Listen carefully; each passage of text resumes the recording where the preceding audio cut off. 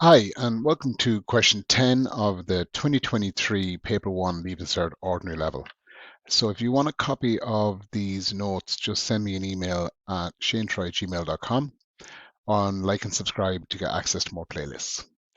So this question here, A part 1, is worth 5 marks, a 5B scale. It says find the volume of a cylinder. So look, I might as well draw a cylinder. That might get me an attempt if I need something. It has a diameter of 18, so I'm going to identify what the diameter is, just showing I understand what that concept is.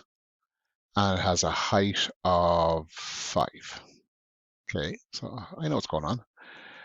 Now, second I see cylinder, the second I see volume, I go look up the formula in the maths tables. Under a cylinder, volume is equal to pi times r squared times h. So I write out here. Now, I know the inputs to this formula. I'm looking for the volume, but I do know pi. Okay, it's in the calculator. I know the r. Now the diameter is 18, so the radius is half the diameter, which is 9. And I know the height. I was told that was directly 5. So once I know all the inputs, I substitute them into the calculator. Okay, I have the pi. Now again, I can just use the button on the calculator. I should, in preference to 3.14 or the slightly better approximation, 22/7. And then the radius is 9 and square it and times 5. And use the brackets on the calculator to represent multiplication. Once I press the calculator button, I get 405 times pi. Now remember, pi is just roughly 3.14, so it's around 1200. But when I convert it, I get an exact figure of 1272.34. Now they say to the nearest millimeter cubed, okay, so no decimals. So it's this 3 that matters. 3 is less than 5. The number before it stays the same. So it's 1272. Now it needs to include by units. Okay, just always, even if you think you don't need to, just if there's units, include them. That's it. Now part 2 says a metal ring could be made by removing a cylinder of diameter 14 and height 5 millimeters. Okay, so you have your bigger cylinder, and you're going to cut out a little section, whatever way you do that, and then take that out. Okay, what's the volume of the metal left in the ring? So that's our cylinder. You've taken out a certain bit that's going the whole way through it. Okay, what's left? So in a sense, it's a simple calculation as long as you realize this. The volume of the ring is the volume of the big cylinder, take away the volume of the smaller cylinder. Now we know the volume of the bigger cylinder. Now, in the answer I wrote down is 1272, but a more accurate non-rounded version is 405 times pi. So I've used that in the calculation here.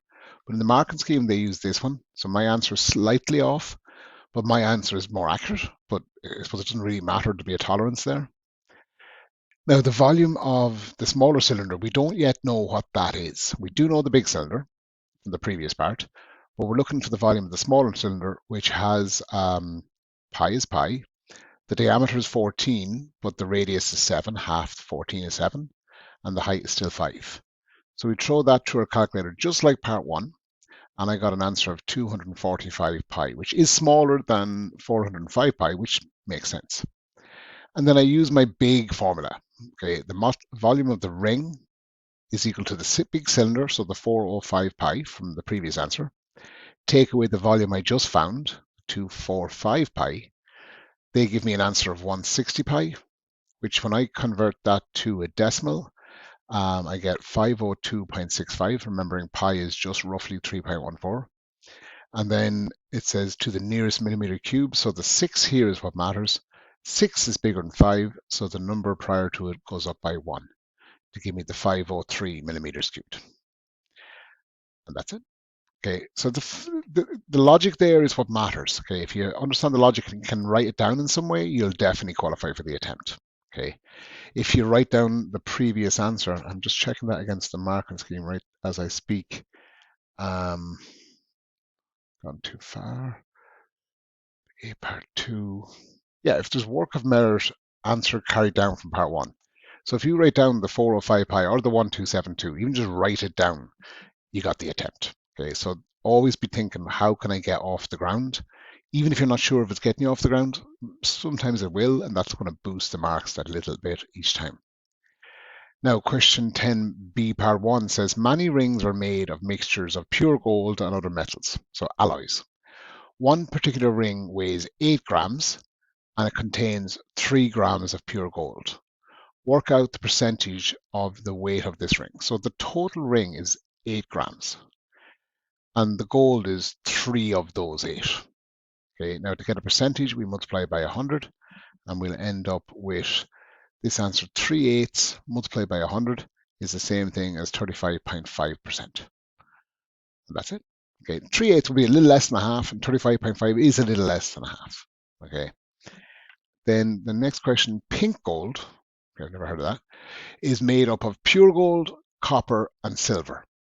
The ratio of the weight of pure gold to copper to silver is 15 to 4 to 1.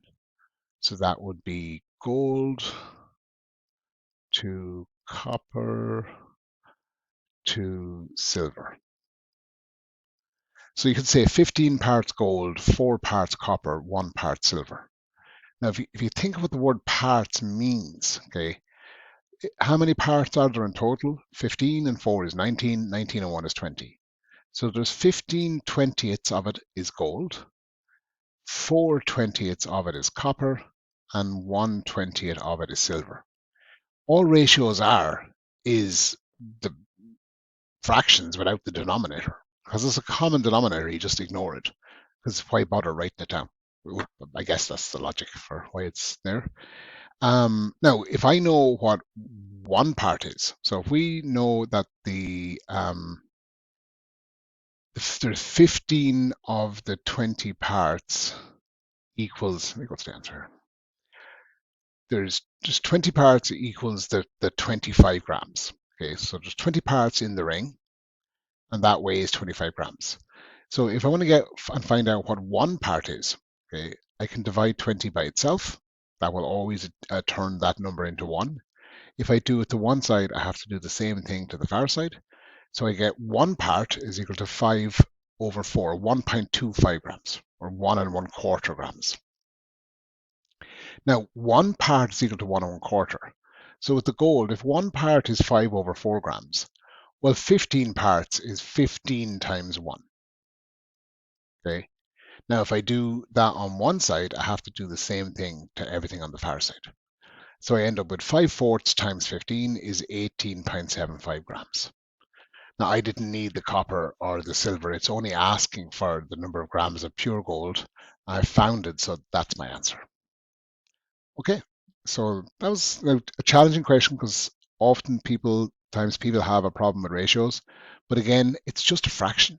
Okay, so if I said I have something in the ratio of 3 is to 4, well, one person's getting 3/7, the other person's getting 4/7. So you just add the 4 and the 3 to get the sevens. That's it. Okay. Now, rose gold is made up of 75% pure gold, 22.5%.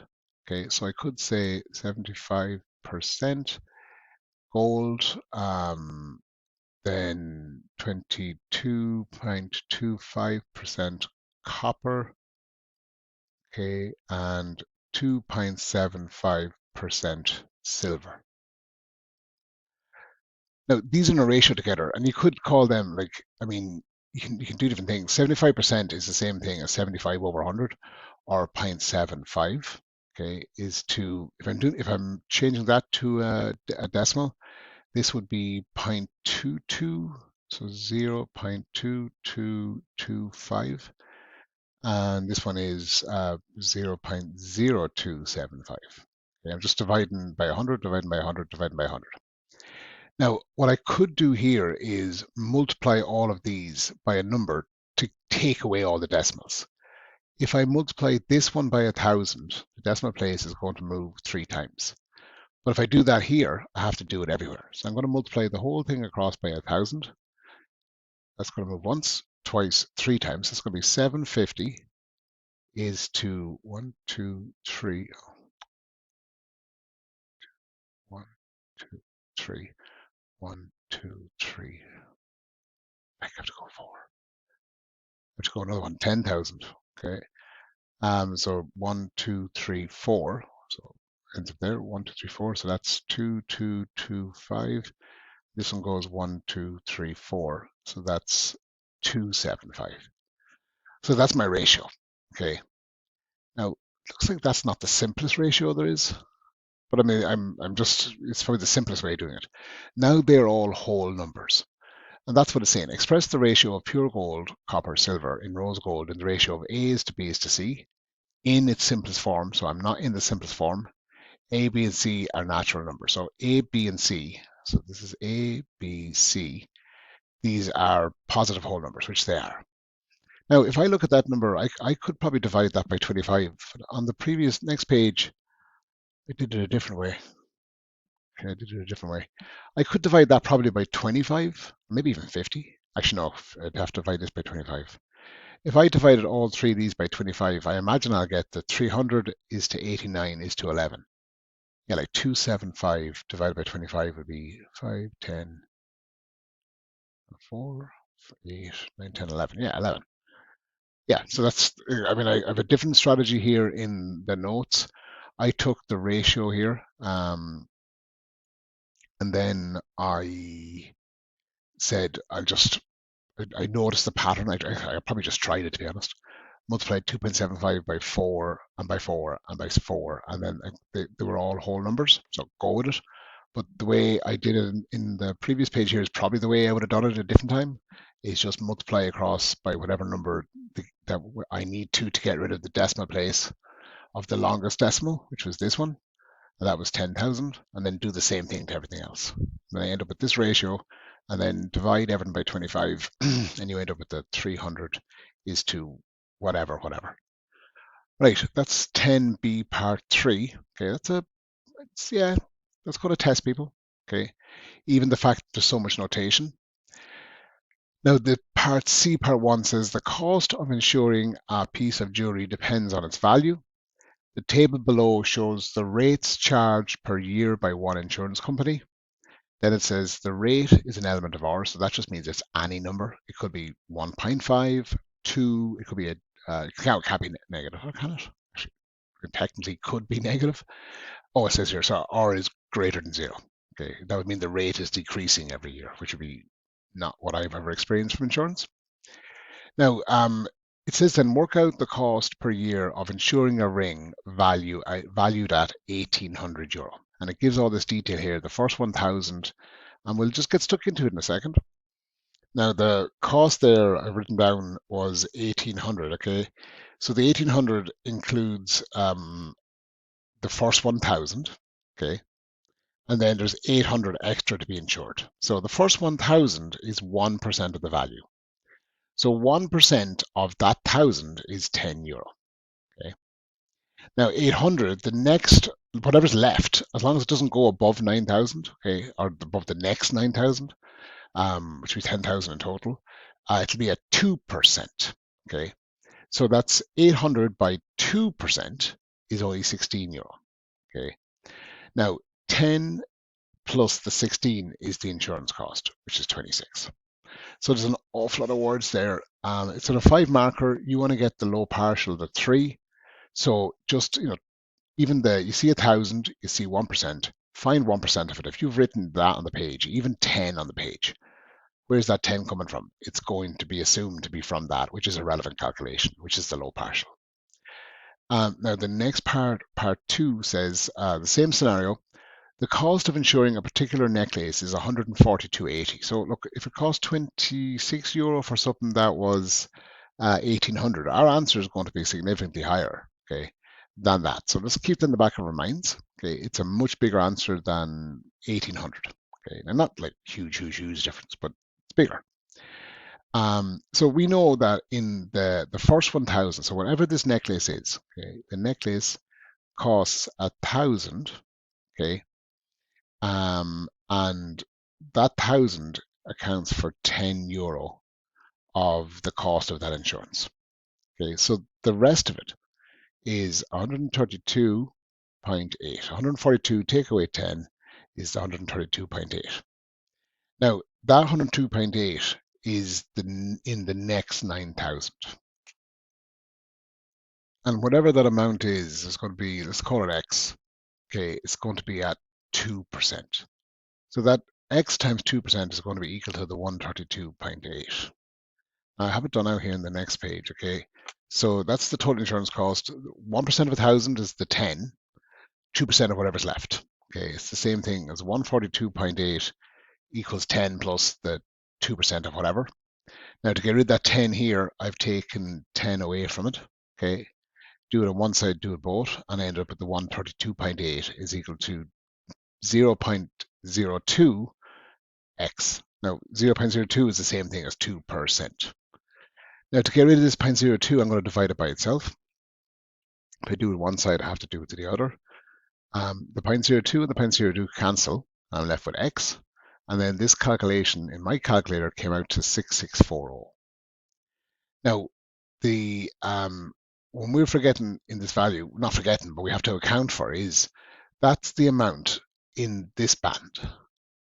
But there was also 1,000 here. Okay, and that's why I've added on 1,000. Now, in fairness, I totally missed that the first time I did it, and just gave the answer as 6640, and then realized when I saw the marking scheme that I was wrong, because I just didn't think of it, and that will happen. This is a complex question. There's a lot going on, and part of what's being assessed is your ability to interpret complex information. So it is a skill. If you're good at that skill, that it'd be very useful to you in your lifetime. If you're not good at that skill, it's one of these things you have to put a persistent focus on it over time, years, and then it will become better. And then that would be a very valuable skill to add to your skill set, whatever way you want to phrase that. Now, question 10C, part 3 says a brooch is valued at 17,500. Not any brooch I'll ever be buying. 17,500. The cost per year of insuring the brooch is 435. Work out or the rate of insurance charged on the amount of the value of the brooch, which is in excess of 10,000. Give your answer as a percentage correct to one decimal place. So this is even more challenging now. It is a 10 marker, okay? So I'm going to use the answer here and to see if we can break it down. Okay, so the insurance cost, okay, is now if we break down what the table is saying, it's 1% of 1,000. So we have to account for that. Now we know that's 10. 2% of 9,000, I can work that out. 2% of 9,000 is whatever, okay? We can just put that through the calculator. And then it's R% of the excess, okay? Now we know that the 17,500 brooch, the first 1,000 and the first 9,000 are worth 10,000, and that would leave 7,500. So there's 7,500 over the 10,000 for the first two bands. So then we just do the numbers, okay? The insurance cost is 435, and we came across this in a different question on this paper, but the insurance cost is the same, okay? So these two things are equal. So therefore, these two things are equal. And once you realize that, you can make that statement. This is an equation of one unknown. It's just a matter of doing any calculations to simplify it. And all I've done here is I've added the 10 and the 180 to get 190, okay? Then from there, I'm moving on. I'm going to get rid of that 190. I want R on its own. So I'm going to take away 190. I've shown that here. Do it one side, I'm going to do it both sides. Now they cancel each other. They're gone. On the far side, 435 take away 190 is 245. Now, the 245 is equal to R times 700. 7,500, 7,500. Now, if I have something multiplied, I can always bring it across and divide it on the far side. It doesn't change sign, but it changes operator. Or, for simplicity, divide that whole thing by the number I'm trying to cancel. So I divide the whole thing by 7,500, and then if I do it to one side, I have to do it to the other side. So these cancel, and I'm left with R is equal to this number, 245 divided by 7,500 is 0.03266. And then to convert that to a percentage, I'm going to multiply it by 100, and I get 3.266. Okay, and then the question says correct to one decimal place. So this second decimal place is what matters. Okay, that's greater than 5, so the number before it goes up by 1, 3.3%. Okay, which wouldn't, it doesn't, if that was like 33%, no one's paying 33% of the cost of something a year to insure it. Like, because unless they're pretty sure it's going to be damaged, okay, like just wouldn't make sense. Okay, so 3.3 feels still a little high in fairness to it, but it's not, I would say, outside the bounds. And that's the answer I have from the marking scheme, and that's the end of paper one. So, as always, if you want a copy of the notes I'm working off, just send me an email at shanetroy@gmail.com, and like and subscribe to get access to more playlists. And see you on the next paper.